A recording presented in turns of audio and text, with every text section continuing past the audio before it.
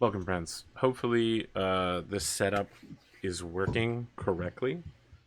Occasionally, the game may crash. I am battling with OBS as to how to get either JPEGs or PNGs to work. One of the two of those causes some sort of transparency error that forces the whole game to crash, and the other does not. So I added the last 3 episodes of Stars Without Numbers images to the art roll, and it forced a crash. So obviously everything worked before that. I've removed those images, and hopefully the problem is solved. This is our new overlay. I'd like to thank Radasaurus for allowing me to take his beautiful overlay and destroy it for this game. After introductions, I'm going to explain what's going on here. But for now, allow me to introduce our cast. Well, I guess in the style of this particular show, I only get to introduce one cast member. So let me turn to Cottontail. Now, Cotton, I was thinking last night, I am, of course, 100% correct. When I said Pondo likes to have those little Pondo smile moments, that's true. Pondo does like to have those little individual moments. But I realized there was one thing that you and Connor, or not you and Connor, you and Pondo both really like about role-playing games that both of you want to see. And that's justice. You and Pondo both believe that your characters believe in justice. I can't tell if Cotton is frozen or not. She's not moving. She dead? I think she's dead. Damn it! My whole intro was wasted. Completely wasted. She had the look of, I don't know where this is going. Oh man. Take 2. I don't know what to do now. I mean, all right, so here's the deal, guys. We are not... Oh, I should save that for after the skip introductions part. I don't know. All right, Connor, I'm just going to let you do your intro. Go ahead, whatever. What? No ribbing to go along with it yet? Oh, look, it's Cotton. Hey, Cotton. She's back. Now I got to move everybody's faces, but that's fine. I mean, I'll be doing that every week anyway. I'm so sad. Cotton, where did I leave off during my intro for you?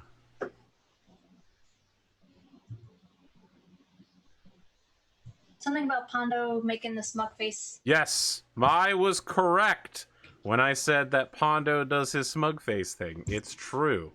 Mm-hmm. But there is something deeper that you and Pondo both share in role-playing games. And it took me, several hours of thinking about it to figure it out. But it's true. You and Pondo both believe in the absolute power of justice. Your characters are always good-natured people. You love playing investigators and moral people and stuff like that. Like, all of your characters are like that. It's extremely fascinating to me. My bad. There's nothing wrong with it. I'm just saying, observationally, these are the things that I should be observing. And so I've observed. There's nothing wrong with it, Cotton. Nothing wrong with it. Please do your intro now. Now that I've done my introduction for your intro twice. I'm so sorry. I don't know what to say to that. Hi, I'm Cotton. I doodle and stuff. I don't think I've done anything super exciting except watching Gun Gale, but I talked about that on another day. I think it was last night. And no one is going to see that for 2 months, so... I talked about it once before last night, too. It was also on Game of Thrones. We talked about it. Ah, that's right. Yeah, what was the anime? Gun Gale? Gun Gale Online. It's Sword Art Online alternative Gun Gale Online. You can catch it on Netflix. It's an offshoot of Sword Art Online, where they were like, okay, Sword Art Online, it really sucks, it's terrible, but what if we let a guy who really likes writing about guns write about guns in the Sword Art Online universe? And the Sword Art Online writer was like, yeah, okay, we'll let him do a spin-off and we'll see how it goes. And it turned out to be immensely popular. Super great. It's about playing battle royales in a VR MMO. And this thing was written before Fortnite. I mean, this book was written like 4 or 5 years ago, and the anime just came out right as Fortnite started getting big. It was a good conflux of time for Gun Gale Online. Plus, the main character has a P90, P-chan, who's very, very good. It's an adorable show. It's, well, yes. It's parts of it. I would like to say, as it should be known for anyone that used to watch me when I streamed Counter-Strike, that the P90 is my weapon of choice. I'll use a Bison if I must, but the P90, brilliant, excellent weapon. That's the submachine gun that's kind of squarish, right? Yeah, it's technically called a personal defense weapon. It's shaped like a tiny rectangle. Yeah. It's kind of, what do you call them? It's like a bullpup. So the barrel extends through the length of the weapon, and the gun fires from the very back end of it. So it's like a very stable, ultra compact. It's like a mini AUG, basically. It's a pretty cool gun. But the important part is that if you run up on somebody while using it, if you just hold down left-click mouse, 3 or 4 bullets will take them out, and it's pretty accurate, so you don't even rely on luck or holding down a recoil like you would with a larger weapon. You can kind of just shoot through doors with it, spray everywhere, reloads pretty quickly. Deagle is the best choice. Really? Choice. Why? Why? Style, man, style. Style. Look, man, that's like people who are like, oh yeah, man, I made a 50 cal pistol. Come on, the recoil is so insane, you can't keep it in your hand. What does it matter if I shoot him in the head? Oh boy, Connor, you're the kind of guy that's like, don't worry, I will absolutely shoot this guy in the head with the first shot. I won't need any more shots after that. I will 1v1 everyone in every gunfight, and I will be the first person to shoot, and I will be extremely accurate. And that's why, Connor, that's why the military trains to be exactly like that. That's why we issue all of our troops Desert Eagles, and we train them to only fight in 1v1s. That's right. Sorry, it works better for smaller maps, not for bigger maps. I've taken away from your intro. Is there anything else you'd like to talk about? We could talk about passing the intro to Connor. We could do that, but I would rather not. Oh, well. Don't forget to reshare your screen, by the way. Oh. I was going to forget that. Well, if that was indeed passing things along, yeah, my name is Connor Hughes. I'm here on Twitch at twitch.tv/ConnorHughes. You can check me out. I stream comics and stuff.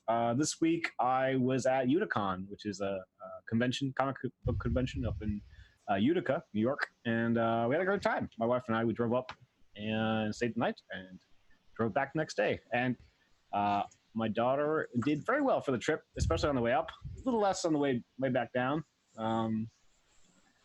just because she wasn't ready for the nap time.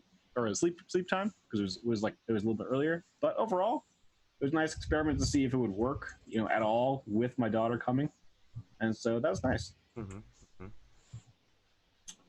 Mm-hmm. Is she a sleeper in the car?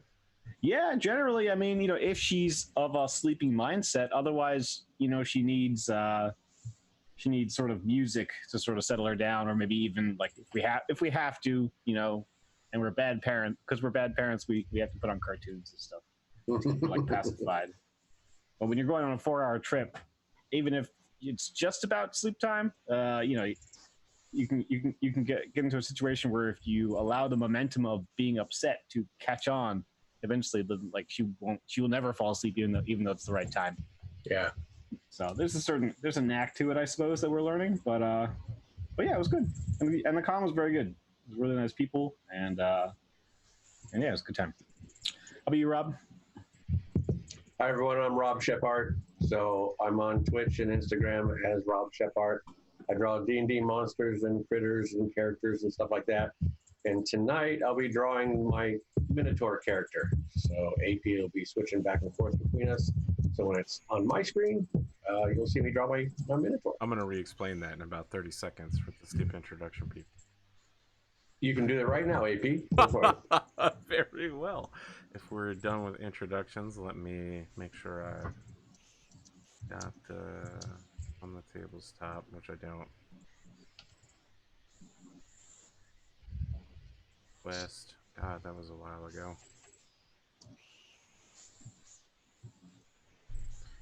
Friends, welcome to the Skip Introduction side. Tonight, we are down a bearded, but we're playing Westmarches style. Technically, it's an East Marches style because you're heading east instead of west. But this will be a drop-in, drop-out game. We can't always be certain on this show who's going to be available. Things have been so wild lately. So these three will be going in alone without their tiefling flame cleric, Aldana. We're attempting a new thing where I will be flipping between each of their individual drawings throughout the night. Hopefully I remember to do so on a regular basis. So rather than watch Connor work all night and only see his point of view, we'll watch everyone. I'll just have to remember to flip through everyone. I'm watching your stream, so I mean, I'll try and like give a notice, maybe in Discord or something like that, if that helps. Or you can just say it out loud. You can say, "Hey, Arthur, stop fucking up." Thing people can say. Only if I'm in the middle of winning combat. Sorry. I don't think you're capable of winning combat. Oh. Let me say this: from my understanding, no one in this party has a perception score, so I expect you're just going to get ambushed constantly. Well, We have regular perception. we do have I like- some we're not the mitigating negative. skills. I haven't decided on my third and fourth spell yet, or whatever. So I might pick detect poison and disease. That would help.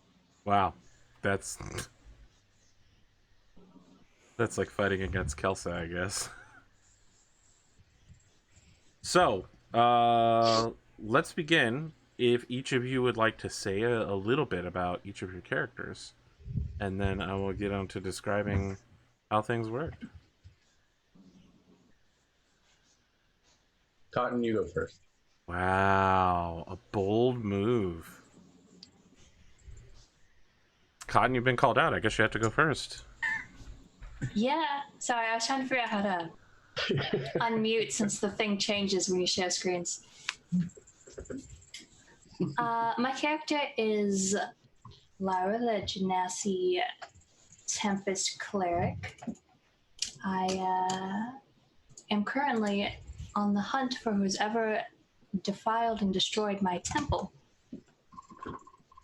And I don't know if you want us to describe what they look like, or right now, or... If you'd like to, certainly. I mean, whatever you feel like sharing with the audience before we get into, gameplay. I'm still working on her design, but I think she's got light blue skin with a couple of swirls, like air pattern on her. Kind of like tattoos, but, they were just kind of there. More like birthmarks, I guess. And she's got fluffy white hair that kind of looks like clouds. And she uses a spear. And then go to Shep. All right, so my character is Baldrock Bonehammer. So just Baldrock. It's pretty funny, Baldrock, when I think about it. So he's a Minotaur, Paladin, Oath of the Ancients. He's basically the strong arm of the druid cadre that rescued him. So he's sent out across the lands just to make sure that the natural balance nature is being upheld. And so yeah, he's against all fiends and sometimes even fae. As you'll see, he's very temperamental, so he's not quite polar, but he can be super nice to you or super angry pretty quickly. So we'll see how that goes. Over to you, Connor. Yeah, my character's name is Ash Hyral. He is a paladin.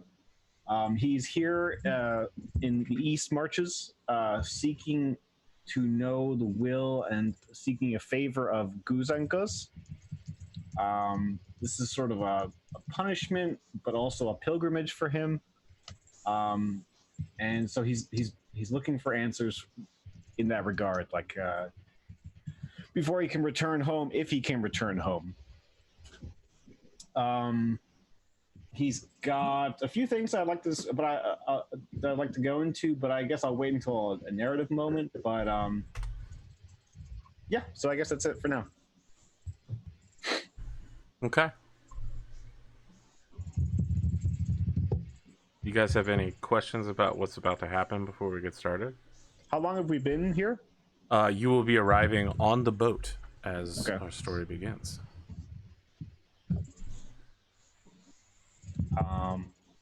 No, I don't think so. No questions. Cotton? Yes. I'm just asking if you have any questions before. Oh we get no, started. I'm sorry. No, I don't. Very well. Friends, countrymen, imperialists, let us delve into tonight's episode of On the Tabletop. We find ourselves with the camera doing that head bob, walking towards a combination warehouse, bakery, microbrewery, inn. It's on the eastern side of town.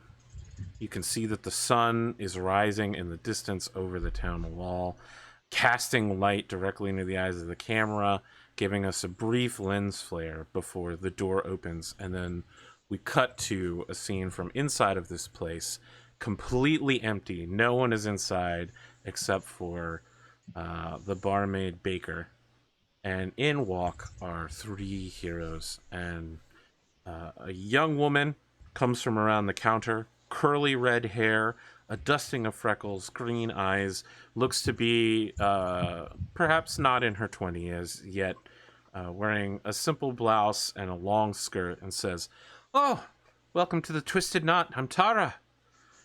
Good fortune. Bless all of you here. Just off the boat, then." That's right. It's a nice place you have here. I'm surprised. Well, it's the only place for folk like you. Raiders and explorers and the like, I suspect, given what I can see of you.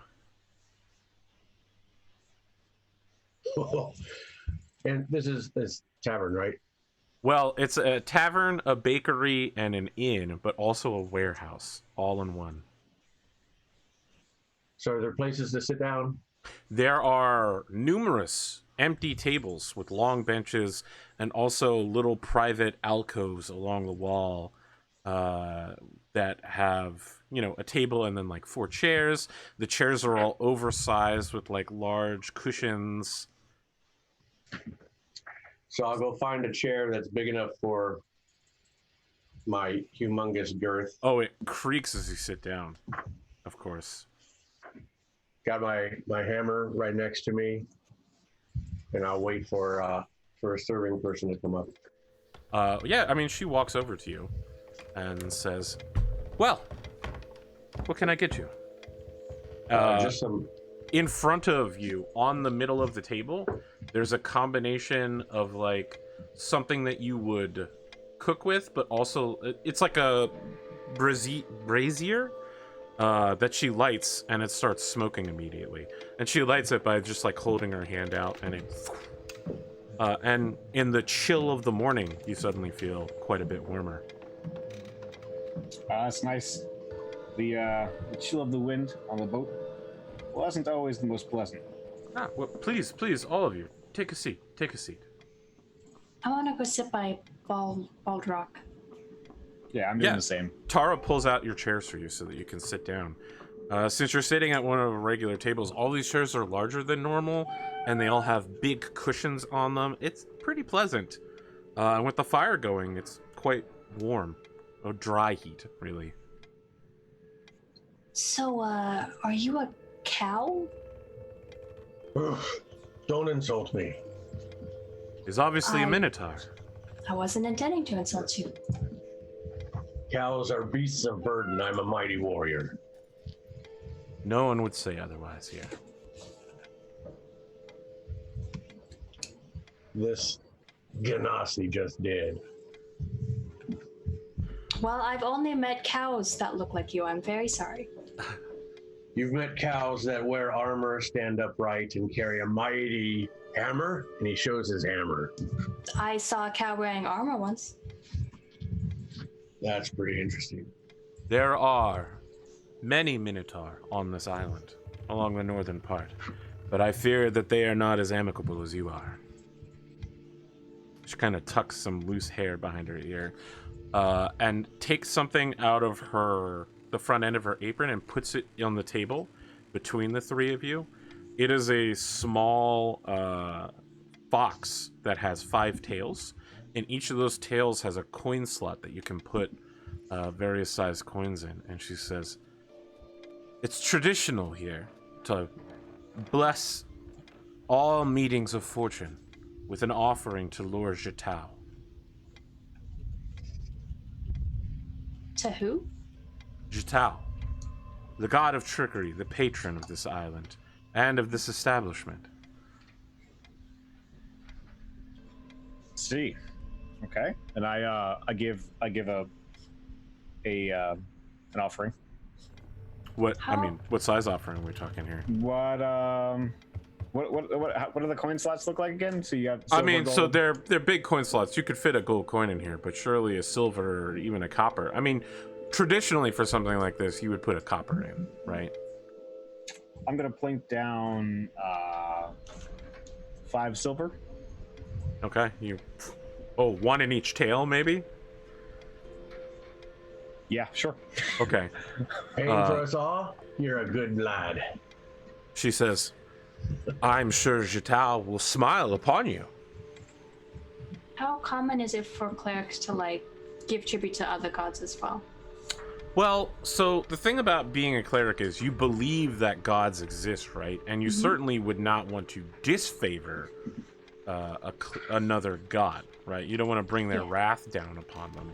But, they're not... When you turn to the gods, when you turn to your god for faith, you've chosen that particular aspect. It's a personal choice. I was just making sure I wasn't going to like offend my god if I did this. No, certainly not. I mean, you're not sitting here praying to Jatau, asking him for guidance. You're in essentially what might pass for a temple to Jatau. Yeah, okay, I'll put in a silver. Okay. All right, I'll contribute a silver as well. All right. She moves her hand over over this fox icon, and it disappears as she moves her hand over it, and then she tucks her hands into the front of her apron and says, "Well, such blessings you have placed upon this establishment. I can see that you are people of wealth and power. Are you then explorers here to come perhaps claim what is on this island? It's been 3 years since we've had any of your like." Claim what's on the island. What's on the island? Ah, well, this is the shattered plate. Look. Yes, we are, and I would like to know what information can you give us about, say, the surrounding area? What is commonly known around here about the island? Well, we've only heard tales and rumors. do you partake of wine, ale, or beer? Ale. Today, I think it's just ale. I think we might be heading out tomorrow or sometime soon. Well, perhaps you should take today to prepare. Let me go get the ale for you, and perhaps a few bowls of stew, and then I will tell you of this land. I would hate for you to go out underinformed and not return. You are, after all, my great patrons. So she steps aside, and it's clear it's going to be a few minutes for her to, pull the ale into a pitcher and then get the stew into bowls and deliver it out to you. So you have a few minutes to introduce yourselves to each other. Now let me ask, it's several weeks, I would say probably 2 or 3 weeks sea journey, and you all arrived on the same boat to this desolate and far distant land, the easternmost east that could possibly be. Did you take time to learn about each other on that journey, or is this the first time you sat down together? How big was the boat? Like, would we have come across each other a lot? So the boat was about 100 people. Maybe 20 of those were crew member and 80 were passengers. Yeah, I think we would have sparked up conversations given our sort of well, I would have anyway, given our communal interests. I think Baldric would be enthusiastic to share the company of others as long as, you know, they're enjoyable, I guess. Lyra He probably would have. Go ahead. Go ahead, you go ahead. I was just gonna say he probably would have made his rounds and introduced himself to, you know, all of the passengers over that trip. Lyra would not have went seeking anybody out, but if someone talked to her, she would talk to them.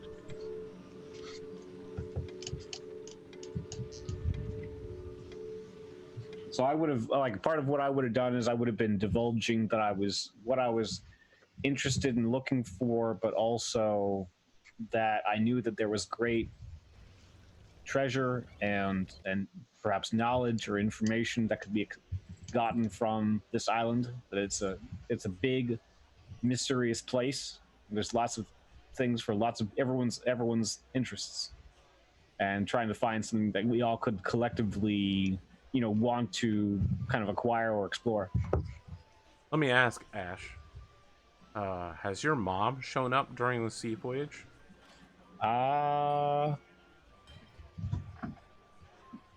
Yes. Did anyone else see her? Were there rumors of It was a dream. She came to me in a dream. Ah, I see. So no one else knows about your little secret. Is it a secret? Okay. Oh no, yeah. No one else knows about what I am or whatever. Just as a quick aside to the audience, I asked Connor like 6 questions in a row about his mom, and the only one he answered was, "Is she hot?" And he answered nearly immediately, "Yes." Yes. So I have bargained with him. He must draw his hot mom. Right. Yeah. And by bargain, I basically just said, "Hey man, now you have to draw her." That is something I will do soon. I mean, hopefully he makes it. You know, he's got to live and he's got to dream a dream with her, you know, before we get to see her. So Tara comes back with 3 bowls and a mini cauldron of stew, which she places above the fire and hangs from a ceiling chain. So it'll stay warm in front of you, and you guys can ladle out for each of your bowls. Sets out 3 pieces of incredibly hard bread, and a little bit of what appears to be a freshly, broiled fish, and 3 mugs of ale, and says, "A hearty breakfast here at the Hydra Cellar." That's what we call the pretzel side of the business. Well, thanks, Tara. Thank you. Now, what will he tell us about this island? Well, this particular city, as you may or may not know, is called Corsairs Port. It was founded by a man named Bartholomew Blackhand, the Pirate Lord. He was a cleric of Jetal, the god of trickery. He was known for being a bad, bad man. He would take his crew of acolytes and followers, thieves and disreputable folk, rebels, treacherous men and women, and would go raid the temples of other clerics, stealing their goods and leaving it destroyed in its wake. The man was thrice cursed by 3 different gods for such blasphemy, and his small fleet was blown off course for weeks on end by Wellwind's waves, until he finally arrived on this island, and he set up roots here. And for 3 years, he ruled, until the black hair came. The black what? The black hair. Who or what is the black hair? No one knows, for all of Bartholomew Blackhand's crew are dead. He himself ran screaming off into the forests to the east, the Misty Wood. Since that time, all of the slaves that he had taken and all of the people who supported his crew were left here with no masters. They set up their own land. My father himself built this place with his own 2 hands. Now we do trade with the Guzanguzian Empire, the Fade Angus. They bring over food, mostly bread, things that we can't make here, and we ship them back something they can't get anywhere else. Dyes, blues, violets, dark colors. And also, the tree sap of the massive trees that grow here can be boiled down into magical ink that can be used for scribing. Spellbooks, scrolls. No higher quality can be found anywhere but here on Corsairs Port. And so a small business has launched itself around that. And for a time, explorers, treasure seekers, philosophers, like yourselves, would come. Perhaps 2 or 3 years that happened. But they would go off into the wilds and eventually they would not return. There's been some time since we've seen the like of you and your folk. Now, I haven't been very far, but you should know immediately outside of town is the Misty Wood. Giant trees, 10, 12 paces across in diameter. Huge and red, ancient and old, towering 5, 10, 20 times the height of men. It takes days, sometimes weeks, for the lumberjacks to get through just one, and each is a harvestable bounty. But every evening, a mist comes in, chill, a fog, no matter what season it is, and it stays until, and she looks out the window, until long after the sun has risen. The wood is eerie, and there are creatures out there. Many. The wilds seek to reclaim this bastion of civilization, this town. You should know that it is difficult to find any firewood out there. It would be wise to buy dry wood in town, rations and food, for there are some things in the Misty Woods that look edible but cannot be trusted.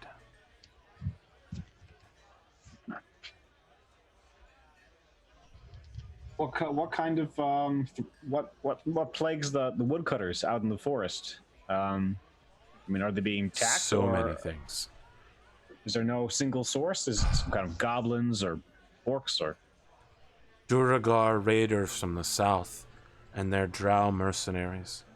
Giant rats, spiders, skeletons, zombies, the occasional devil. Sometimes hydras come from the north, trampling through the wood at the behest of their arcane masters. So you say there's devils out there. When's the last time one of those have been around? Well, there was a party exploring. Well, I should say, each of the old adventuring groups, as I remember them, I was too young to serve then, but I heard their tales from upstairs in the attic. So she looks up and says, I'd like to hide up there and listen to them. They had hidden ruins throughout the land that they had found. One found a prison called Aelbarad's King. Inside that prison, it had been taken over by devils and the like. And they say that they had brought great treasures out with them, but at great peril. But I recall it clear as day, 3 years ago, their party went out and none returned. We waited a week for them before we vacated their rooms. And so to this day, they have not been seen, and they were the last of the fortune seekers who had come here. And where was this prison? To the south? It's hard to say. They never told us. But it must have been somewhere in the woods to the east. To the south, you will find the Shattered Lands. Badlands, sandy, rocky. Little grows there. They say that ancient trees have fallen and turned into rocks. I've never seen it with my own eyes, but I've been told that such things exist. Strange happenings. The Duragar and the Drow prowl underneath the land at night and come up looking for slaves or worse. It's said that you can find much wealth beneath the surface there, but little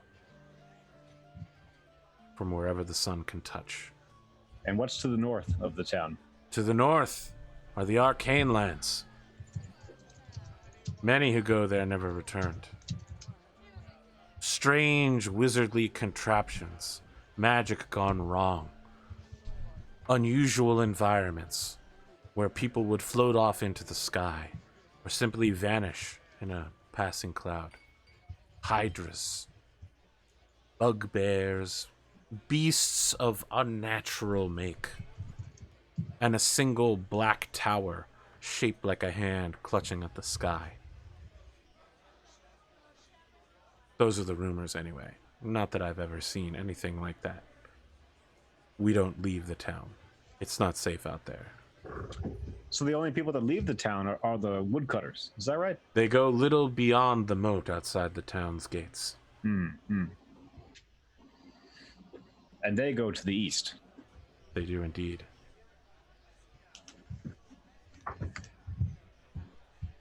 And to our west, I'm assuming, is the body of water that we came Yes. across. So the city is surrounded by a seawater moat. So they've dug themselves a shallow island and surrounded it by a wooden palisade. But you can see, as you would come into town, at certain parts, the palisade appears to have been hit by something. Some of the massive logs that made it up had fallen down, and in other places, it had been overgrown by like brilliant flowers and vines that had forced it to kind of bend and misshape itself in some ways. And men were working at hacking and replacing everything there. The western end of town is devoted entirely to a deep port, where one can bring large boats and fishing vessels in. Fishing seems to be very popular in this town.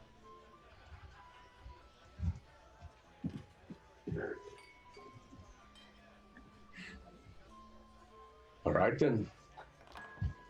So I turn to my compatriots and let them know that it's like, hey, I'll be perfectly frank and simple. I'm a monster hunter. I'm here to destroy any aberrations or unholy creatures if I can.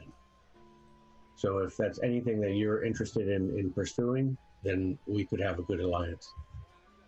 Or truly, if there's any evil or monsters in this land, that can be vanquished, I'm up for that. So while you're talking, Tara has kind of surreptitiously dismissed herself from the conversation to give you all a chance to talk. But she's over, apparently, speaking with someone in the other room. Quietly. Can we see what who she's talking to? Yeah, it looks like there's an older gentleman working in the kitchens, baking pretzels. And so there's no one else besides us in this inn. That's correct. And so where did the other 77 people that came across on the boat that weren't of the crew and not us, where'd they go? You have no idea. Okay. Just not this end. That's not Yeah, here. just not this inn. Yeah. Fair enough. Just not here. Just curious. I'm sorry I called you a cow. It's okay. You are forgiven. Can you speak to cows? Truthfully, I can. I can speak limitless, not limitless, in a limited way to many of the natural, creatures of the forest.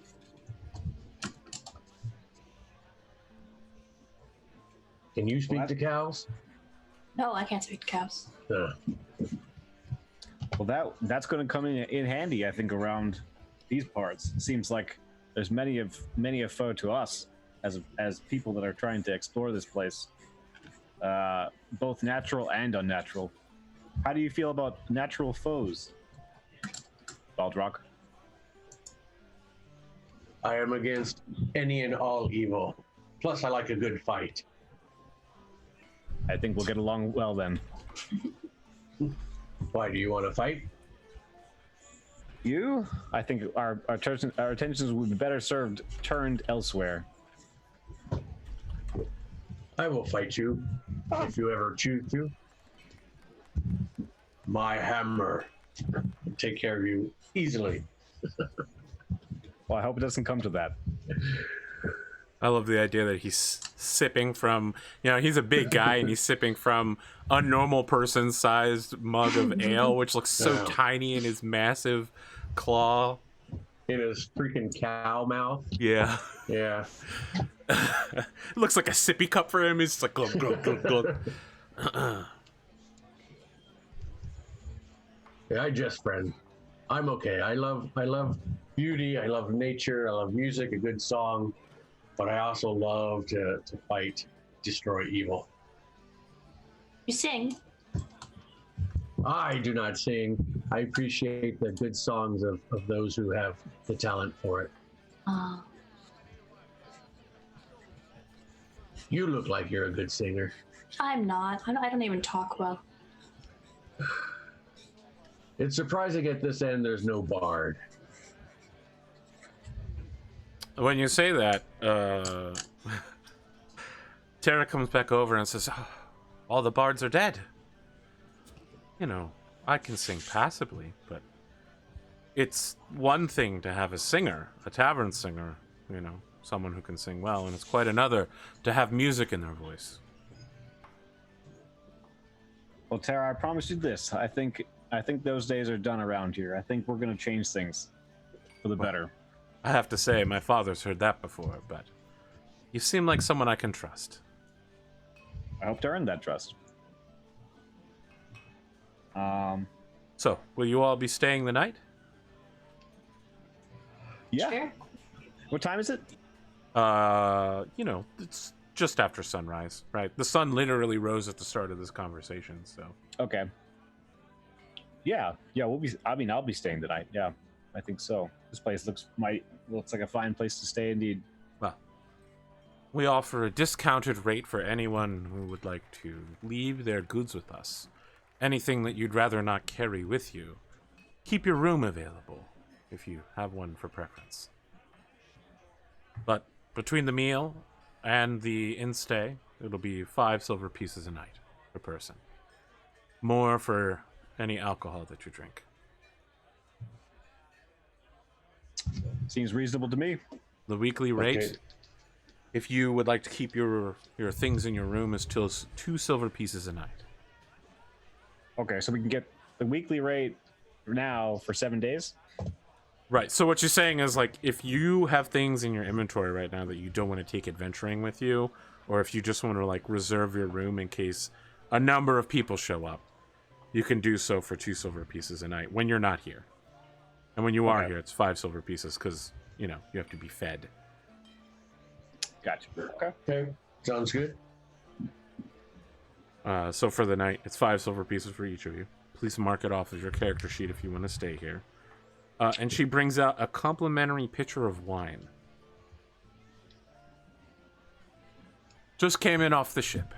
We don't have a lot of wine around here. Don't have what you need in order to make it. But you do what you can. Then I propose a toast. I think to our good fortunes. What do you think? She raises a glass as well and says, "To you coming back with a load of treasure with you." That's the plan. To the vanquishment of the evil. She'll drink to that. I just switched to Connor's screen, and Connor's in the middle of nowhere. I don't know what he's doing. Oh yeah, because I There need he to be in is. the top left. Yeah. Yep. And Lyra, do you 2, drink 1. or do you not drink? I drink sometimes. Okay. Would you not toast with us or what? Oh, sure. Just grab a glass real quick. No peer pressure or anything. Yeah, just curious if you don't drink. That's all. Yeah, Is that so holy Ash, pressure? this is like peasant wine from your kingdom, actually. It's cheap swill, I choke it down just for the occasion. For the rest of you, it tastes like a very sweet wine, you know, not exactly refined. Probably someone added a lot of sugar to it. Oh, it's sweet. This is delicious.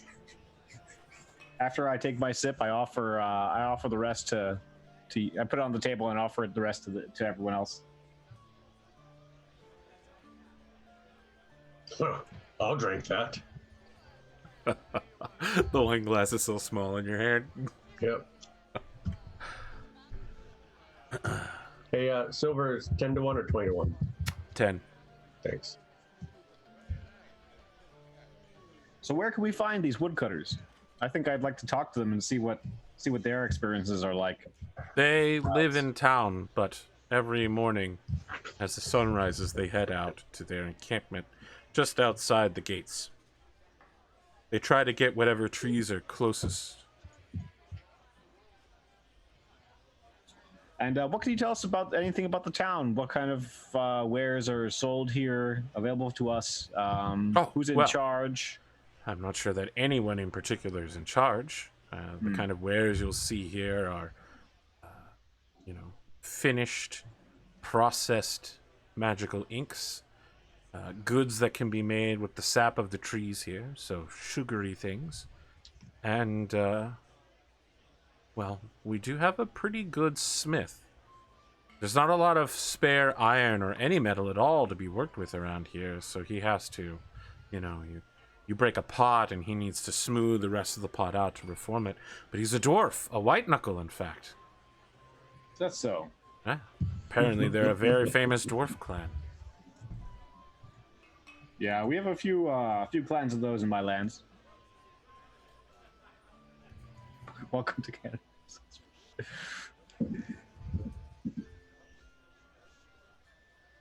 I see. Well, right, if so you're you going said out to see the lumberjacks, can I ask you to take out some bread with you? As a favor. Take it to the lumberjacks? Yes. Sure. So she rushes back into the kitchen to take a bunch of pretzels and arrange them artistically within, like a picnic basket.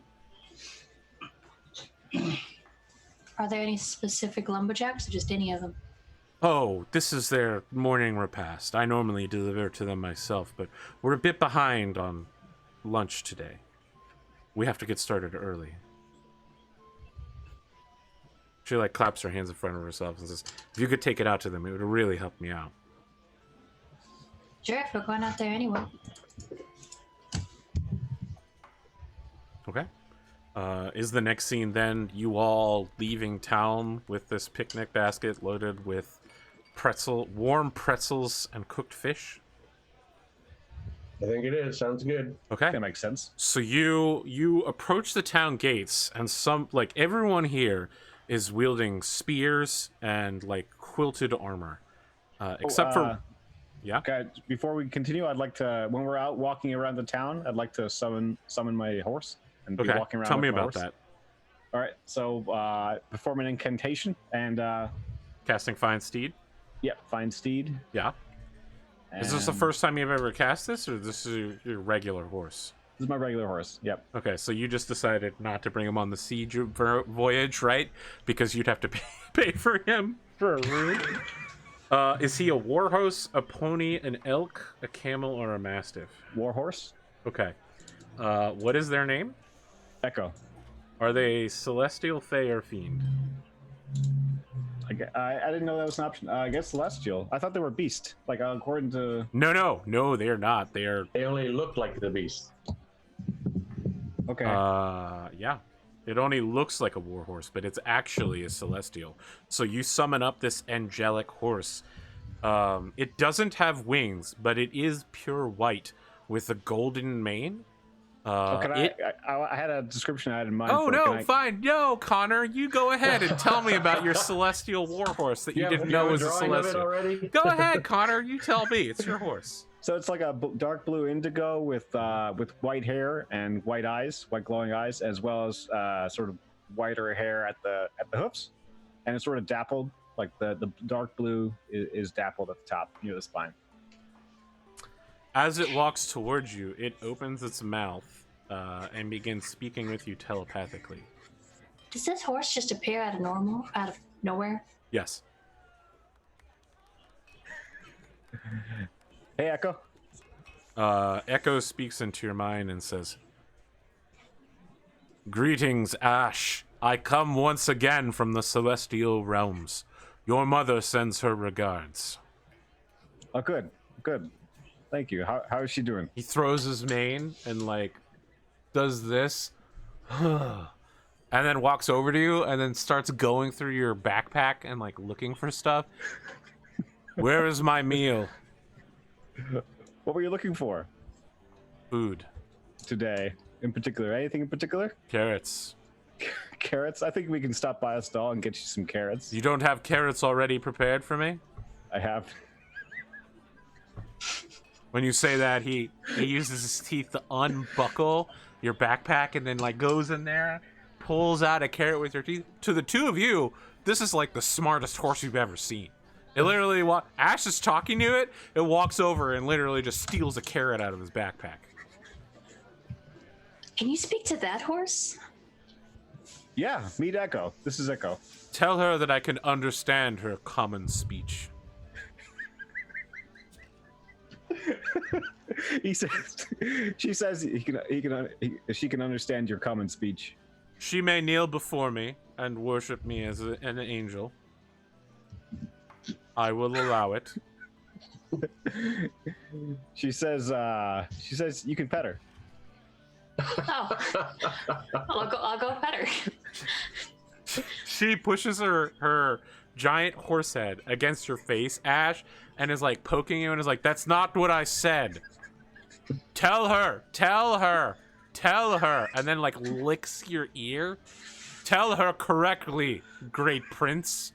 Oh, she's so friendly. She is very friendly, but she says you can you can worship her if you want, but I mean just petting is just fine. She licks your ear Okay. again, Ash, and then starts tugging on it with her teeth. She's very gently, but she's just like, "You are as mischievous a child as always." It'll come in handy around here, I think, Echo. Let's go. Why is your horse blue? I do not come in handy, Ash. Well, I I'm am saying, a great angel sent by your mother to protect you during your divine quest. I'm saying the mischievousness. I am not a tool.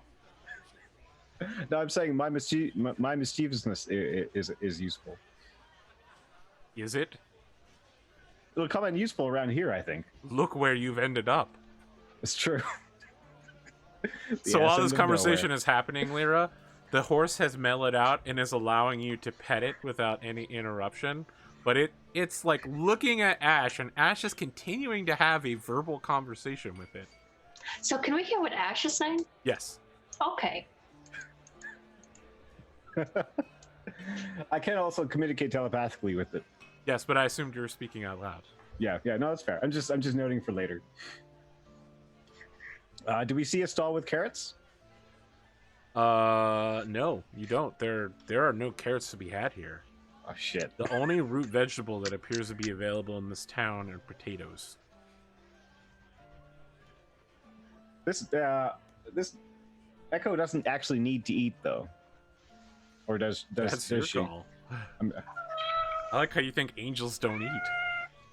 Yeah, I wouldn't. Okay, so they do eat. All right, that's good to know.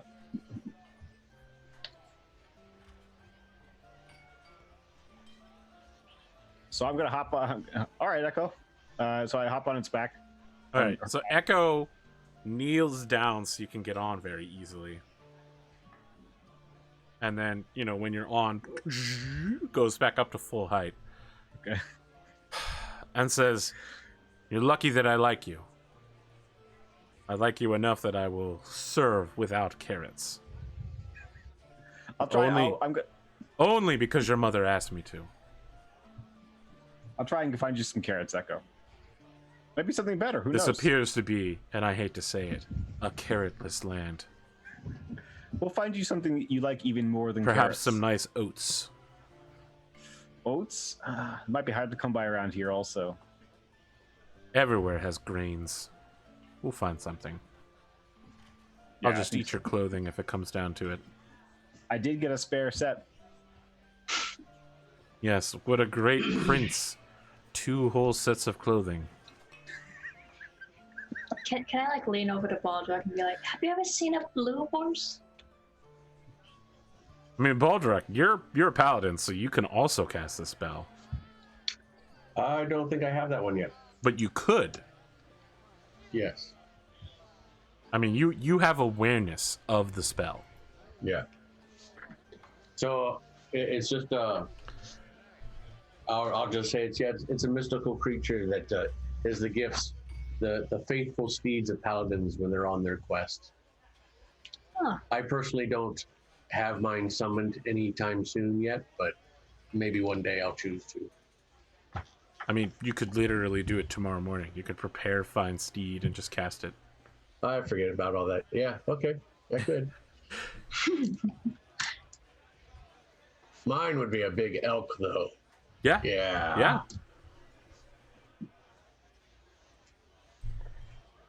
Becca's been my longtime friend. Oh, that's good. How did you meet a blue horse? On one of my, I mean, I sometimes have dreams, and in my dreams I've met Echo. Yeah, okay. That's normal. Do you not dream, my friend? I don't dream of. Never mind. Don't worry about it. So as we're looking around the town, like we've just seen the outside of Terra's Inn. What does the town look like? It's surrounded by a moat. Indeed it is. Over the top of the wooden palisade, each of these logs of wood is about 30 feet thick that make up the palisade. They're massive. They're absolutely huge, complete units. And there's like a walkway that goes around it. Everything's kind of rough cut. It seems like it takes each tree chopped down like an extremely long time. And so they leave everything unfinished. The outer wall is basically just, a attempt to keep whatever's out. The rest of the town, there's a lot of simple clothing, dark colors. All the folks here seem to come into one of 2 groups, either exiles from a foreign land who have a rather shady look about them, or people who are of the same ethnic group, kind of palish skin, dark of eye and hair, quiet and shorter than normal humans.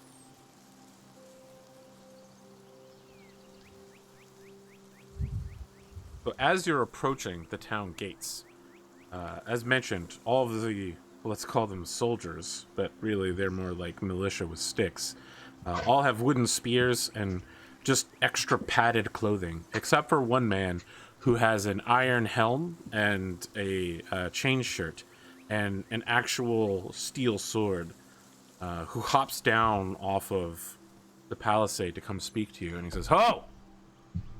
I'm the lieutenant here. Who are you?" My name is Ash Haral. Prince? That's me. I've heard of you. You are certainly an interesting man to make your way to this place with the rest of the driftwood. I thought I'd take the sea air. No sea air out to the east. Well, I mean, no, the forest air. I mean, coming here, I was taking the sea air. So, we hear you have problems. We hear you have an infestation of some kind or attacks. What goes wrong here?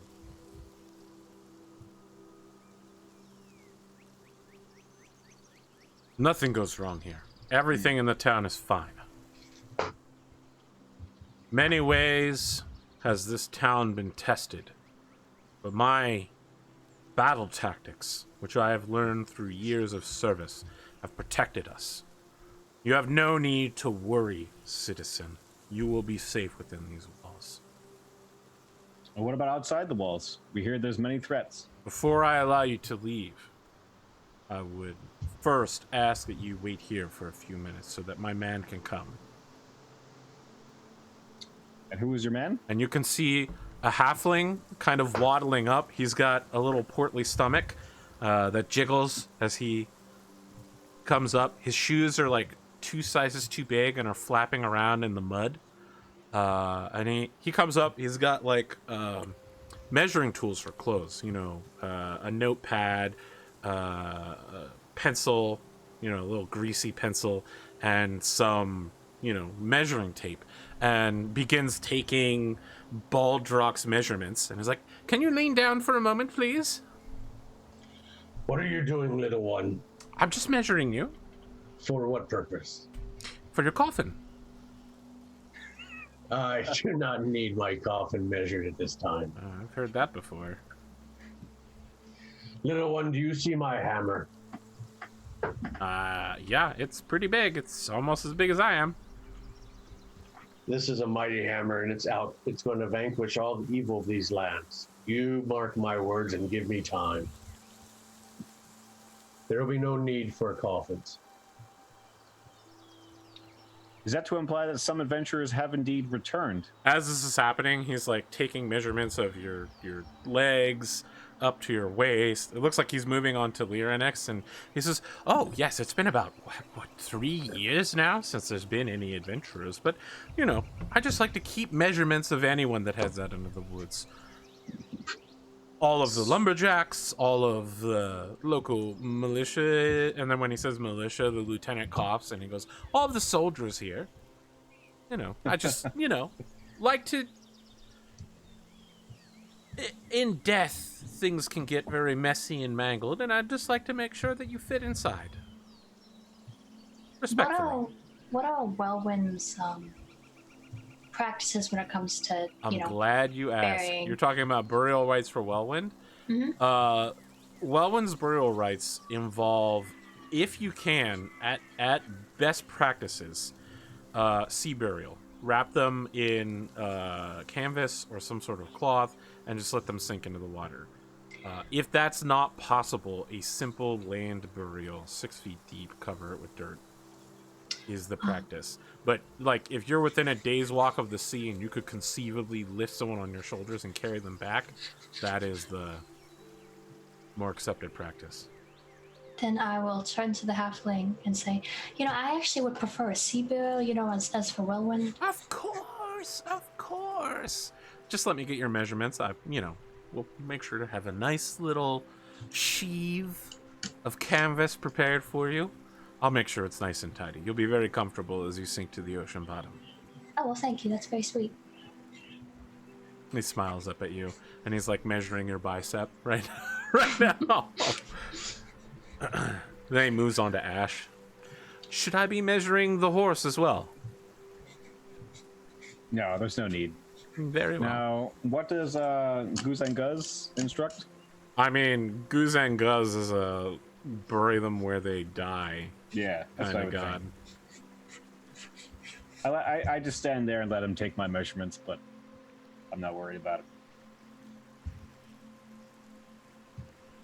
After that finishes, the lieutenant begins opening the gates for you and says, "We won't be sending out a party to come save you.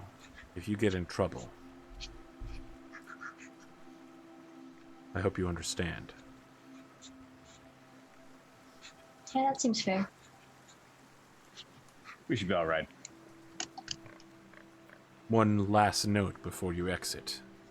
And as he says this, he pulls himself to his full height, takes his hand off of his sword belt and puts it on the hilt of his sword, just resting it there, and says, "If you awaken anything, if you bring the black hair down upon us, if you upset the song of the forest, well, And he just kind of moves his hand along the top of the pommel of his sword so that it makes a ringing noise as it clashes against his chainmail. How do we not do that? Like, is there something that we do that would cause that? So we can avoid doing that? Act with wisdom and caution. What can you tell us about the black hair or the song in the forest? What lies in the forest that we might God, see? Connor, you're literally there's the option to like leave the conversation, and you're like, no, I'm gonna Mass Effect wheel over to 1, and then I'm gonna choose the sub menus. What can you tell me about? Sorry, it's the RPG habit. Yeah. We can move on. We can move on. No. This is a perfectly reasonable question to ask.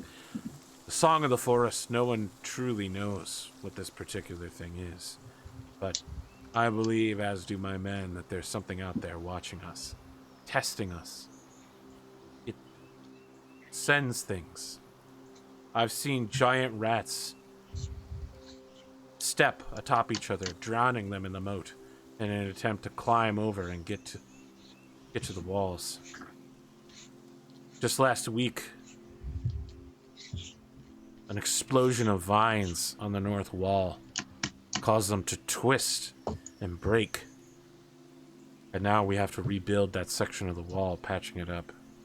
There is something out there. Something bestial but intelligent. The black hair, well, I don't believe in it. But it's said that Bartholomew Blackhand awoke something on the far side of the island when he was trying to plunder ruins. An ancient beast. Some sort of horrifying, tall monster with sharp, pointy teeth. Claws. Smoke. A creature that moved like Shadow and Quicksilver. It killed all of his men, and he ran screaming into the Misty Wood, insane, throwing off his armor and clothing. Some say Bartholomew Blackhand still wanders out there, lamenting the day he ever crossed the three gods. Yeah, you really shouldn't piss off gods.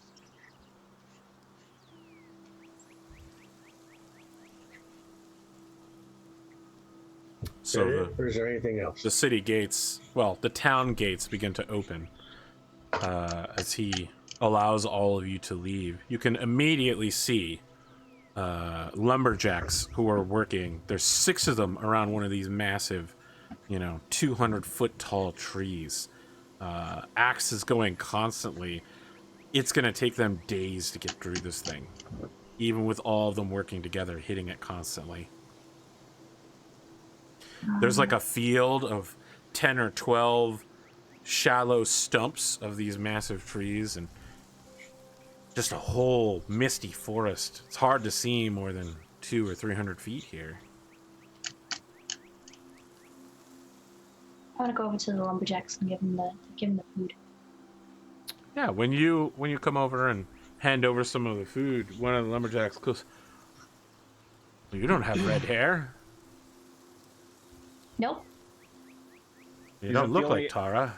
I'm not Tara. Are you working for Tara? She asked me to bring you this.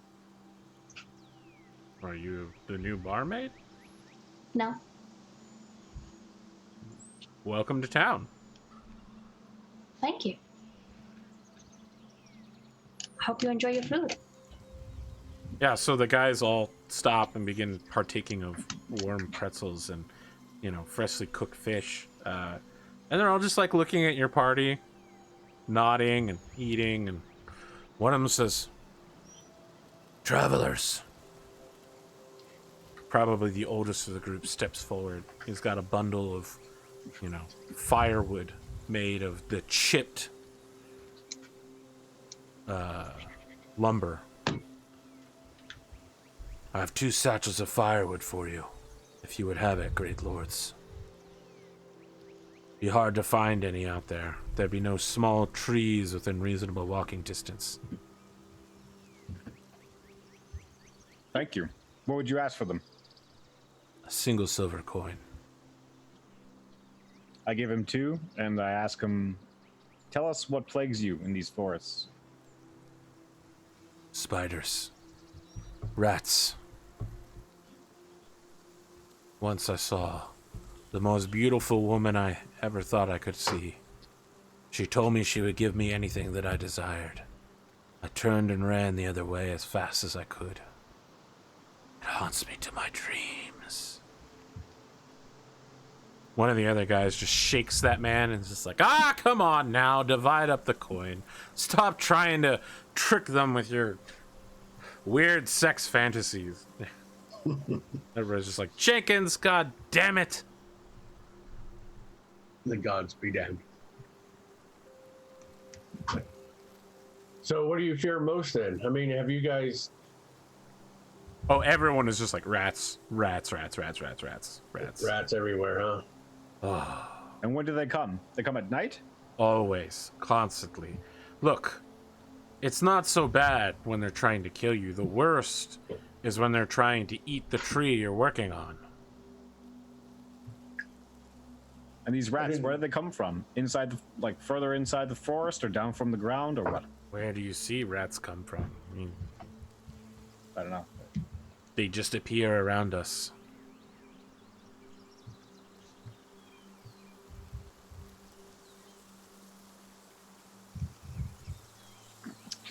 I see.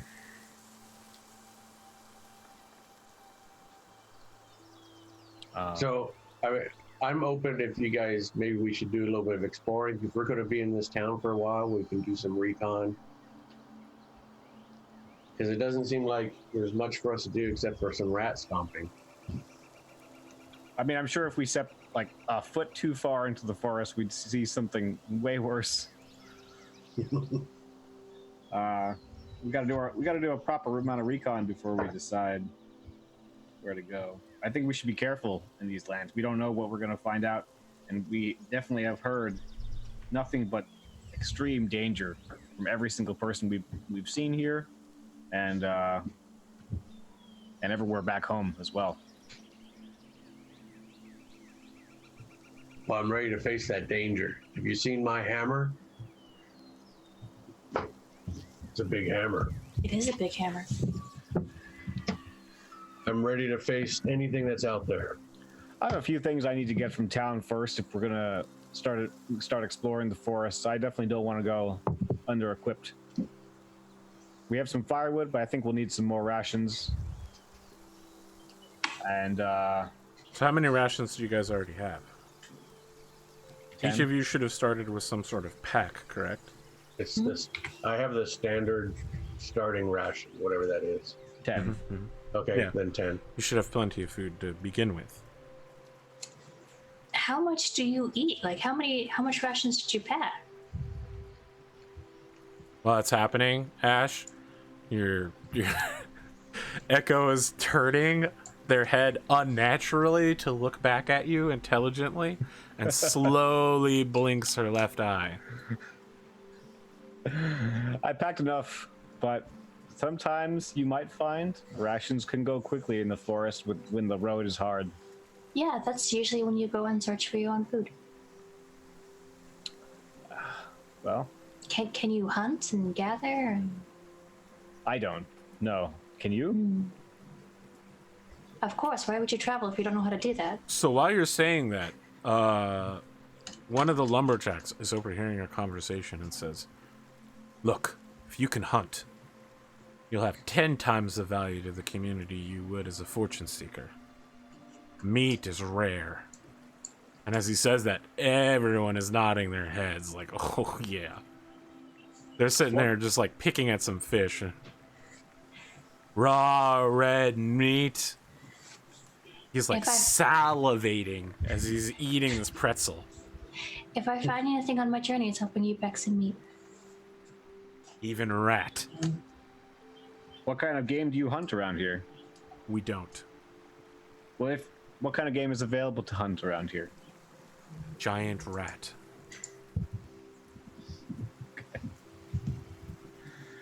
I give Echo a knowing look, like, I don't know about this.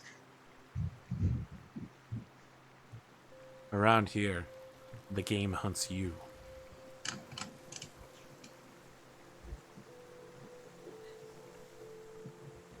Well, I guess I'm ready to go to the forest then, if you guys want to.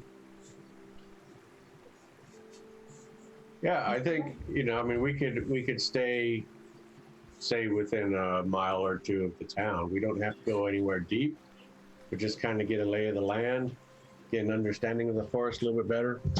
Let's return before nightfall. They said it freezes. Agreed. So are there roads out of this into the Misty Wood? No, there are no roads here. This is a wild and savage land. No one leaves the town. Which direction would you like to head? Right. The whole land is basically a flat easternly direction. So you could go like north and follow the coastline, south and follow the curve of the coast, or head further deeper into the forest. You can tell me like northeast. How far are you intending to go, and how fast are you intending to get there? Well, I think we want to go in general about a half days. I think what makes sense to me is if we made a round trek around the town, or at least something along those lines, like not going too deep, just staying sort of close to the perimeter of the town and seeing what's in each area, or maybe. I mean, you could make your round around the town in like 20 or 30 minutes. It's a dense forest. If you want to travel at a normal rate, you would be able to get 6 miles inland and then 6 miles back in a day. Okay. Assuming you don't want to stay out there. Right.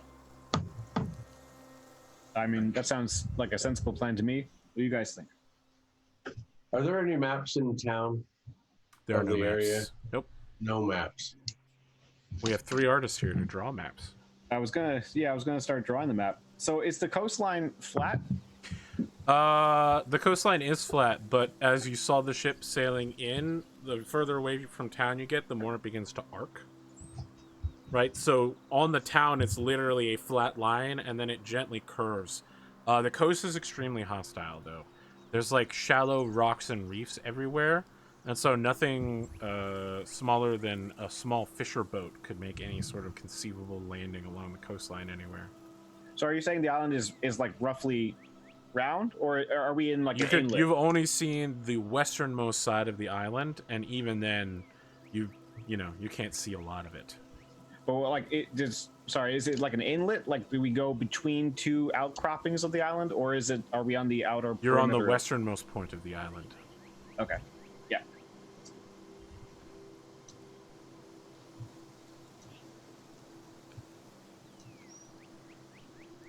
So, I don't know. I think any direction is as good as any. I mean, if we're going to do just simple exploring, then I like the idea of we'll do, half mile out and start a perimeter walk just to see what there is to see. Okay. Yeah. Who is leading this escapade? Escapade? Yeah. Who is? Well, Ashes with his horse. I mean, I thought you were going to take point. You were the one that was. But you've got the mighty steed. I'm in the middle, sort of able to see everything. Doesn't make sense. So you're in the middle rank? Who's in the front rank and who's in the back rank? That's fine. I can be up front. Okay. I'll be in the back. Very well. I would like a survival check from Baldrock, please, to lead the party in a quick patrol around the town that will simply take a half an hour. All right, so that's a wisdom check, right? It is indeed. Can I assist him? How? Marking out parts of the land that looks familiar, like how far away from the coast we are, stuff like that. Well, I mean, you're staying within sight of the town, but yes. Sure. We roll with advantage, Baldrock. All right, and I get with a +1 modifier, it'll go automatically, right? So if I do the wisdom save, that's the same thing as doing the. You can do I'd make a check. survival roll. I mean, you rolled a That's 3 and an 18. The 18 is going to be enough. Okay. So, as you are traveling around the town, you get an eerie sense. You don't fall into any pits, nothing bad happens to you, but you get the feeling that something is watching you. Occasionally, you see small, tiny eyes close to the ground, glinting yellow through the mists. By the time you finish your circuit around the town, the mist has begun to disperse in the Misty Wood, and whatever has been watching you fades from your presence. You no longer sense any intent. And I forget, does the mist tend to come at night or daytime? The mist comes at night and then stays for the first few hours of the morning. Lingers. Okay, so It lingers off. unnaturally. But, I mean, it's unnatural in the first place, right? It is always misty in the Misty Wood at night. So we all had that sense, right? Just you. Okay, so I'm going to pass along. Do you guys feel that presence in the mist? No. Well, I can tell you there's something. As the mist dissipates, it seems to fade away. So my gut is we want to be careful of those mists. So is that the eastern area? That's the, or where was that? This was as you took your circuit around the town. So Yeah. basically a crescent around the town. Okay. What direction would you all like to head in? I said we go deeper into the kind of the forest area. So So- Misty Wood. Directly east? Yeah, directly east, I suppose. Very well. Ash, as our middle ranker, could you please roll a d12 for me? Yeah. Why are you smiling, Connor? I always smile. An 8? I like how you rolled an exclamation point. Do you know what that does when you roll? No, I accidentally did that. If you roll whatever the maximum on the die is, it rolls more die until you don't roll the maximum. Sweet. So, like, if you rolled a 20, it would re-roll 20s until you stopped hitting a 20. So he might have rolled a 12, and we don't know that. You rolled an 8. No, it'll add them all up. It'll add them all up, yes. Yeah. Oh, yeah, okay. You would see. Yes. You travel for 6 hours easternly. There is always life here. Birds, things moving in the earth, worms, squirrels, chipmunks. Life is all around you. But there is little ground vegetation. Just these massive trees with moss growing about them and their hardy branches dozens of feet above the surface of the earth. It is dim light here. Even at the noonday sun, it is difficult to get a good view of any place. And it is nice and cool, perhaps 60 Fahrenheit. Is it phosphorescent moss? By No. any chance? Nope. What kind of? It's green and seems to be the staple crop of the local wildlife, being gnawed upon on a regular basis.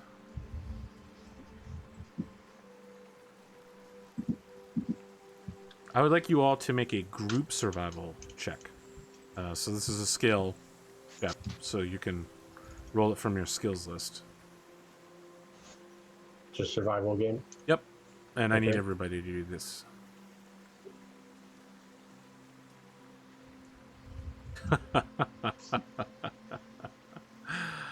Well, that's a 9 from Baldric and a 9 from Lyra.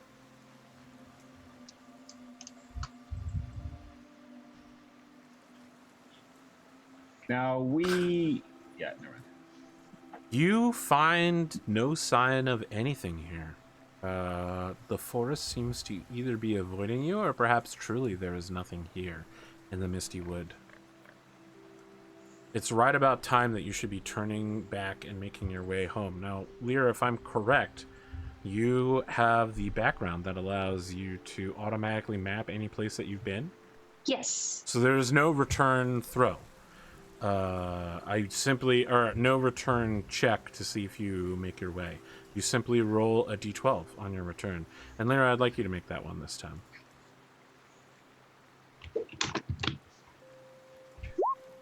Another 8. I'm Okay. also going to cast detect. Detect poison and disease along the way. Where?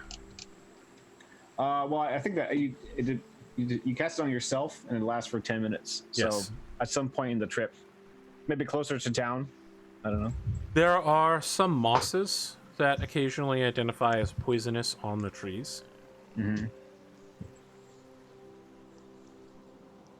And you get the idea that you would probably have an upset stomach if you were to eat it. Okay, can I identify that? Like, can I know that is what that moss is? Make a nature check. Okay.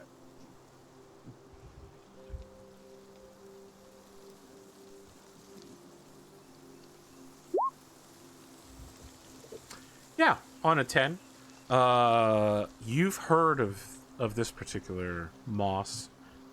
It's rather famous. It's called the Tordorian fungus. It is how they brew their ale around here. Is they take this poisonous fungus and they turn it into the local drink. So is there any way to collect it without getting like, how does the poison spread? Just by touch? By touch. So, I mean, the moss is 10 or 20 feet above ground level, so you'd have to climb up there. You would think probably they collect it off of trees that they have felled. Okay. Or maybe they might have a garden somewhere that they're growing it in. On the way back, can I try to get some meat? Yeah, you... I mean, you can collect enough food for 5 people's worth. If you would like to, kill some squirrels and chipmunks and such. Sure. How do you do it? Tell me about your hunting style. I think she's kind of a trapper usually, so she kind of stands real still, and when someone comes by, she kind of stabs it with her spear, like you would with spear fishing. Wow, interesting. So you like attract them towards you, almost as one would entrap a unicorn, right? You're just like, I'm non-threatening. Don't worry, come over here, and like a little happy squirrel comes over, and you stab it in the head. And No, you're just she like, doesn't attract them. She like hides behind a tree and waits for something to walk by. Okay.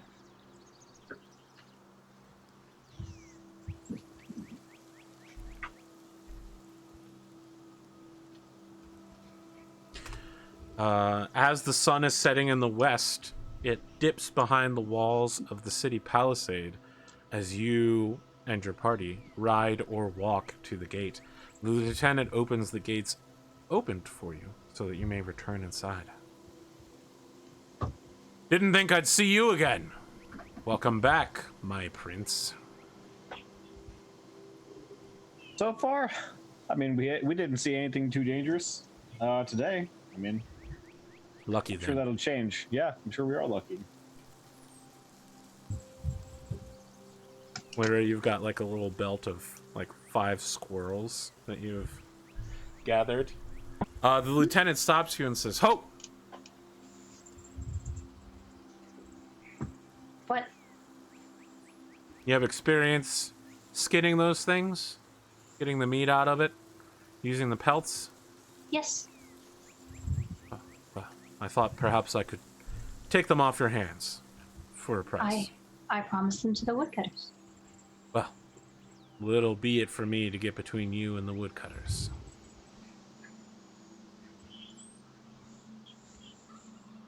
Do you know where the woodcutters are? He points over to it's like log cabin lodge. It doesn't seem like it's large enough for each of them to have individual rooms, but it looks more like a common dormitory situation. There's a little chimney coming out of it. You can hear kind of raucous laughter. There's no windows though, so you can't see what's going on inside, but there's a little trail of smoke coming out of the chimney. You can hear some like faint singing. Knock on the door. The old man answers the door, and he sees your line of squirrels and goes, Oh, squirrel meat. We could throw it in the stew. What do I owe you? So just kind of hand him over. All right. He grabs your head.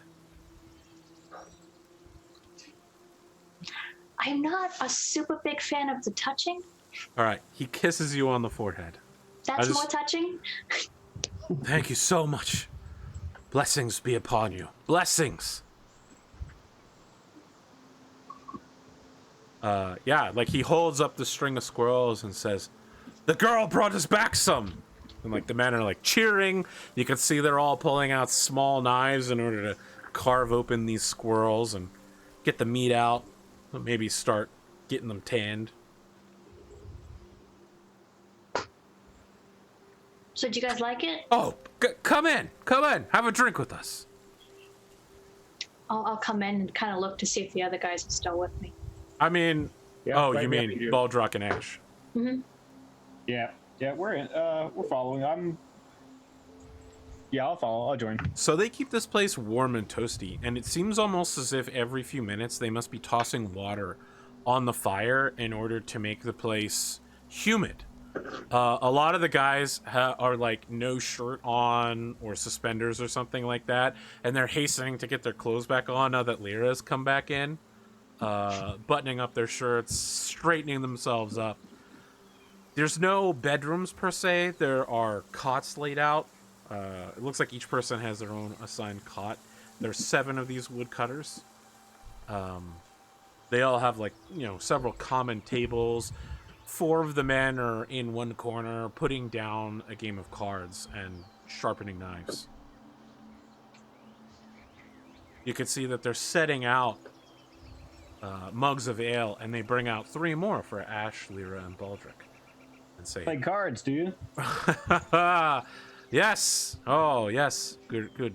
Great prince. We play lots of cards out here. I've got several fine decks. Will you share a mug of ale with us? Yeah, I'll join you in the game too, if you're up for it. I'm afraid we don't play for the kind of stakes you might be used to, my lord. I'll play for honor. We'll see how it goes. Okay. I mean, they're playing a coppers game. Just means you can play even longer.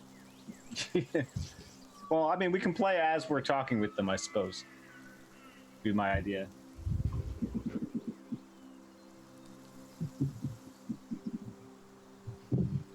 So, yeah, you play a few games with these fellows. A lot of them are very impressed with Lyra and seem to be spending most of their time trying to be like, thank you so very much. At any given time, 2 of them are carving open a squirrel before they, let the next person in line do their part of the business. Someone carves it open, someone removes the guts, someone prepares the meat, somebody else is getting it ready to take it to the tanners tomorrow. Their leader, the old man, is called Jenkins. And he says, well, I didn't think I'd see you all again. Thought for sure you'd be in Bumbier's good graces. We actually walked the perimeter, and aside from an odd feeling of presence, didn't see anything that was threatening to beast or man. You were lucky. I'll admit, sometimes it can be 2 or 3 10 days before we see any presences. And sometimes it can be 2 or 3 days in a row where we have to run back inside and hide inside Corsairs Port's walls. What have you heard other people saying about outside? Like, what if they run into the stories you've heard? We're the only ones that go outside anymore. I remember it like it was yesterday. I saw that old jackass Blackhand running bare-ass naked to the east, his tangled red hair flowing in the wind. Man took me for his personal slave. Well, I got the last laugh.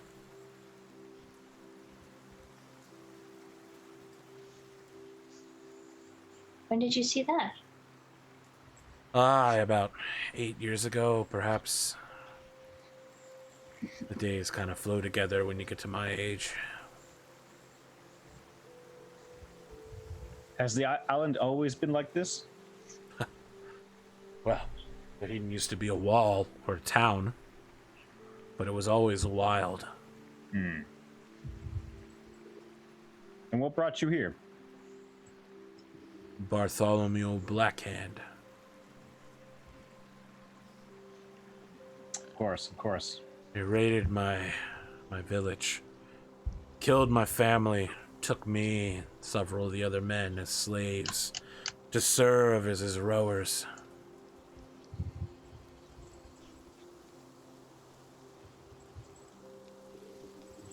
You think he's still alive in the jungle?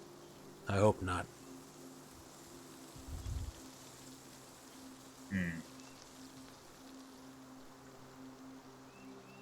How long ago did all that stuff happen with Well, Blackhand? must be 10 years ago to the day that he arrived on this island. I remember weeks. For weeks, our boat was rocked by storms. They said it was the wrath of Wellwind for burning down her temples. Our boat was pushed ever further east until we ran aground here. He burned down Wellwind's temples? Oh, he burned down many temples.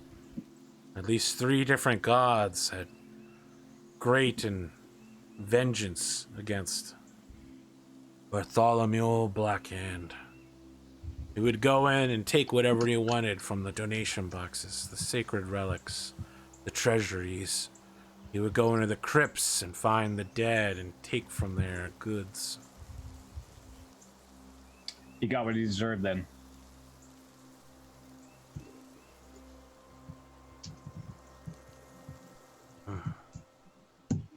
No, he didn't. He's not dead? Whether he's dead or not, he certainly didn't get what he deserved. Probably deserved worse. Yeah, so Jenkins is just nodding, like, yeah. So I want to try an insight check to see if this guy's telling us everything he knows. Sure. All right, so I actually have that. So wisdom, insight, I go over here, the skills.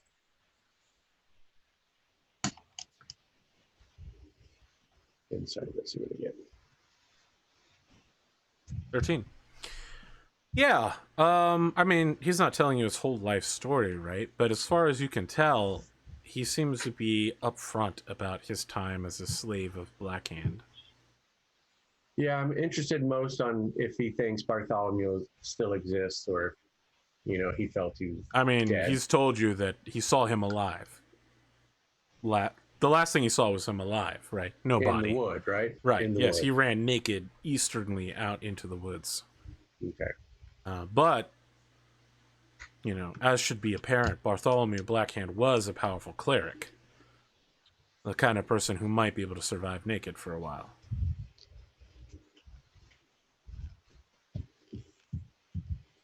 Okay.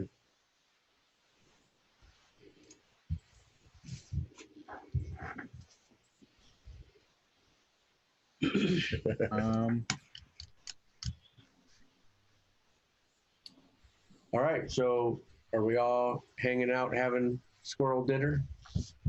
I suppose I'm gonna head back to the inn. How about you? How about you folks? I'll head back to the inn once we're done Sure. with this Let's little go after dinner, get right? together. As you leave, all of the woodcutters, the lumberjacks, offer a toast in Lyra's name. As you head out into the chill night, you can see that a mist has already set onto the ground of the town in the night. It is so thick you cannot even see the night sky. Huh. As you enter the pretzel shop / microbrewery / meeting hall / inn that is the Twisted Knot, you find a dinner already set out and waiting for you at one of the tables, the same table you sat at earlier.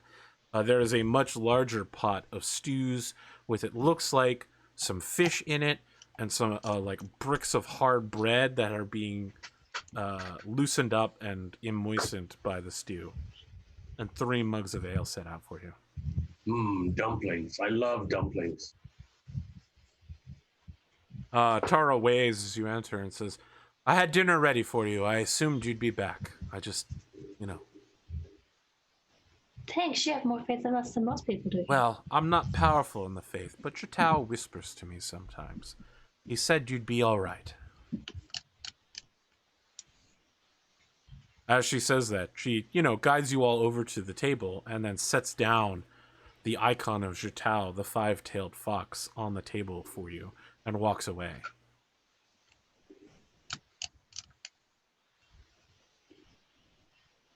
I suppose we should thank Chao. I give a silver. I'll also give a silver. Ditto, silver. Okay. Is there anything you all want to do before you wake up tomorrow morning? We spent a ration out on the journey. No. You had breakfast and dinner here. Okay.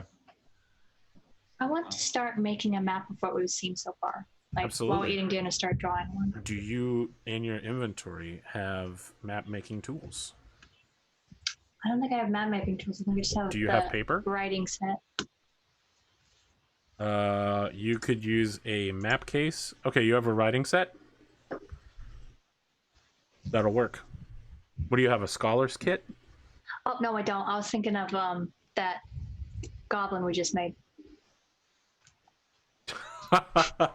For the Pathfinder game? Mm-hmm. Yeah, no. You'll need paper and an ink, and possibly a specific map type tool.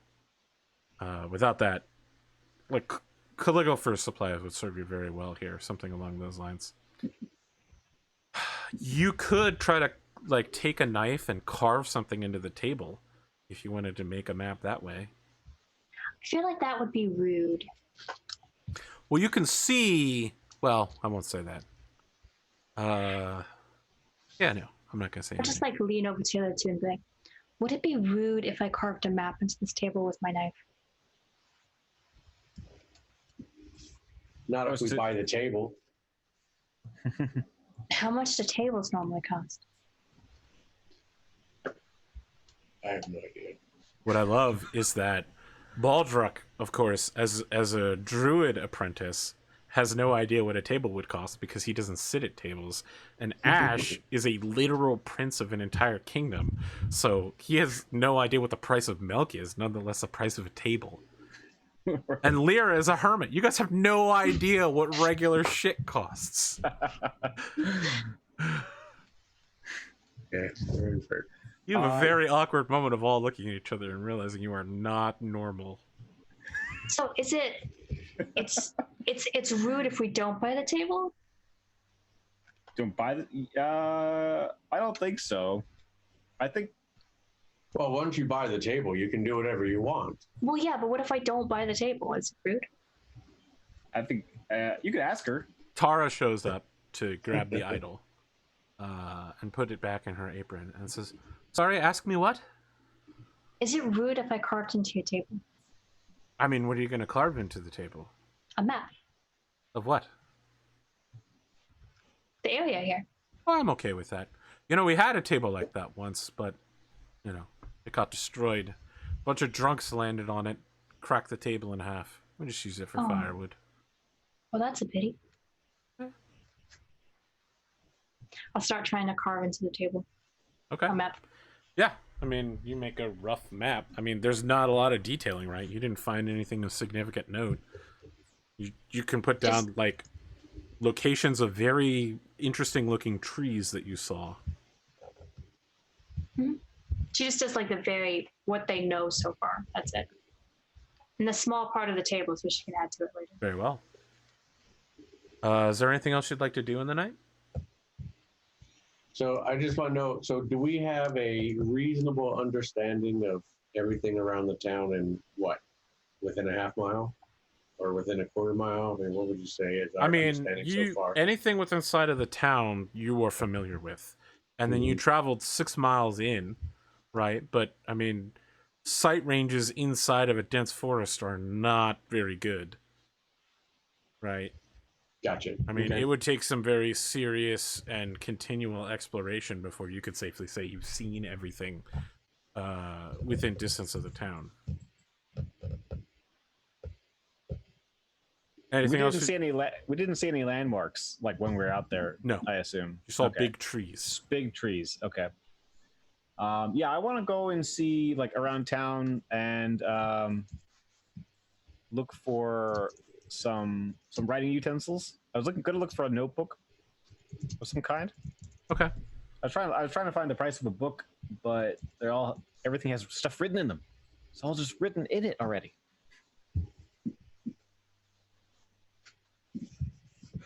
Let me see.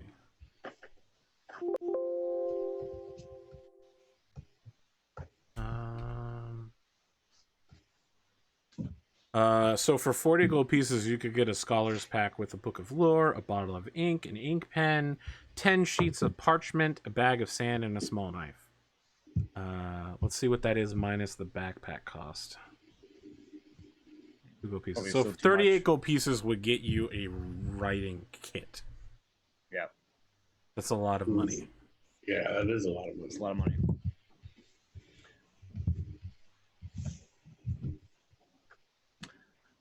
Okay, I'm going to hold off on that. Okay. This is unusual for me. I'm not used to being so crimped by money. Yeah, our starting gold, I forget, it was 10, right? 10 gold? Your starting gold is your class's gold plus your background's gold. Yours might have been 10. Yes, certainly Mine that's was possible. also 10. It's 10, 15 is very average.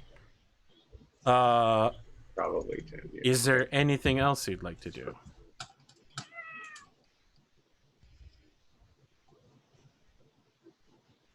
Kind of at a loss. So do we, I mean, You can wake up the next morning is what I'm saying. yeah. I guess so. Okay. I Yeah. guess so. The night passes, you have breakfast in the morning, and you are ready to set out once more if you have an idea of what and where you would like to travel to. I think we should try and... Is there no destination that anyone knows of inside the forest? Like just a They never least a- leave. point, yeah. So it's up to us. So where's that at? Hold on. Yes, it is up to you to adventure. Yes. It's my understanding that no matter where we go, Lyra can always find a way back. Yes, Is that correct? correct. So I think we pick a direction and maybe do some deep exploration. And because we're never really at risk of getting lost if Lyra's ability is that strong. That's a thing that you can believe.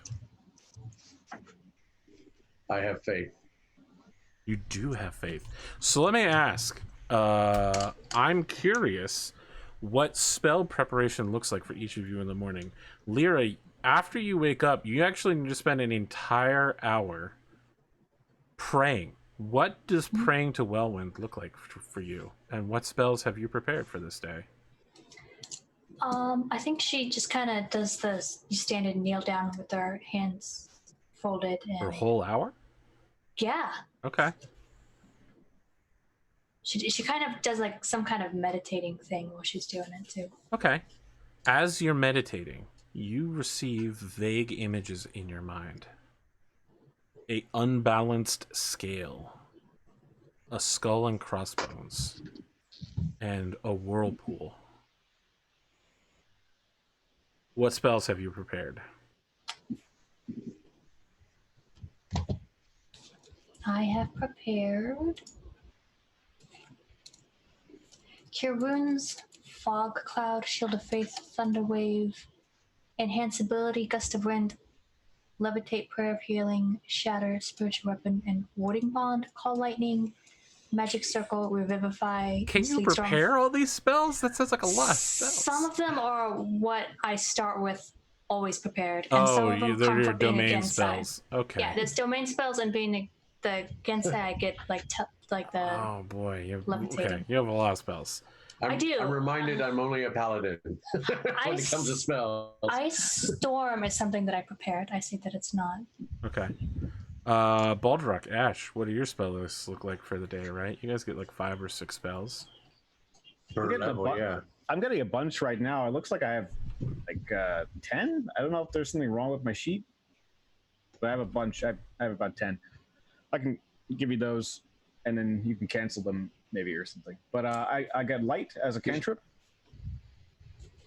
Detect evil and good, divine favor, expeditious retreat, guiding bolt, purify food and drink, shield of faith, enhanced ability, enthrall, find steed, guiding bolt, and zone of truth. So just so you know, you don't need to prepare Find Steed again. Your steed will stay around for now until it dies. Until it dies. Or you dismiss it. Right. What about you, Baldrock? Have you prepared Find Steed this day so that you can summon a giant elk? Nope, I've got Bless, Compel, Duel, Divine Favor, Ensnaring Strike, Speak with Animals, Branding Smite, Magic Weapon, Misty Step, and Moonbeam. Interesting. All right, we're going to go on our break. And perhaps these extremely cautious and lucky adventurers will head out once more and not encounter any bad stuff ever. Yeah, I mean, whoever heard of that in Westmarches campaign? We were very lucky. Well, look, at some point you're going to find the worm that turns the world, hallowed be its passing, or a lake with 3 dragon heads sticking out of it, and it's going to get weird from there. All the JP fans in the audience know what I'm talking about. Everybody else has no idea what the hell I just did. We'll be back for the second half soon, filled with more extremely cautious and taking it slow adventuring.